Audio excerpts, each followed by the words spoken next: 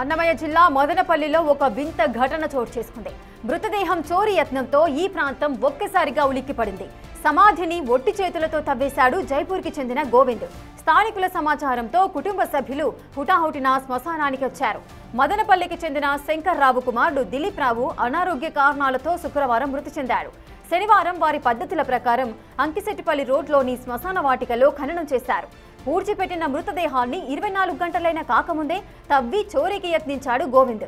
దీంతో ఇతడికి దేహశుద్ధి చేసి పోలీసులకు అప్పగించారు కుటుంబ సభ్యులు. ఇంతకీ గోవింద్ ఈ డెడ్ బాడీ చోరీకి ఎందుకు ప్రయత్నించాడు?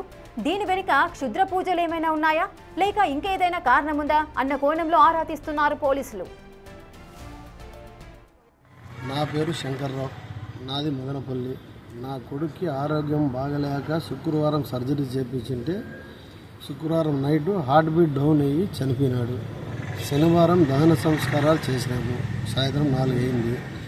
4 గంటల తర్వాత మేమందరూ వచ్చేసిన తర్వాత మరుసటి దినం ఉదయము ఈరోజు యూపీ వాడు ఎవడో గోవింద్ అనేవాడు ఆ పిల్లోని మొన్నంతా తీసి శవం బయట వచ్చేవరకు తీసినాడు. మేము వేరే వాళ్ళు అక్కడ ఉండేవాళ్ళు మాకు ఇన్ఫర్మేషన్ ఇచ్చిన దానివల్ల మేము పోయి కనుక్కొని వాడిని పట్టుకొని పోలీసులకు అప్పగిస్తాము. వాని పేరు అడిగితే గోవింద్ అని చెప్పినాడు. వాని ఊరైతే యూపీ జైపూర్ అన్నాడు. వాడు ఎందుకు తీస్తాడవరంటే ఒకసారి చేతబడి చేసాకి అంటాడు, ఒకసారి మొన్న ఎతబోయేకి అంటాడు, ఒకసారి శవాన్ని ఎతబోయేకి అన్నాడు. మా అనుమానాలు నిజమైతే పోలీసు వాళ్ళే అది బయటికి వెళ్ళి తీయవల్ల వాడిని ఎంక్వైరీ చేసి మాకు ఏ విషయము తెలియపరచాలని కోరుచున్నాము.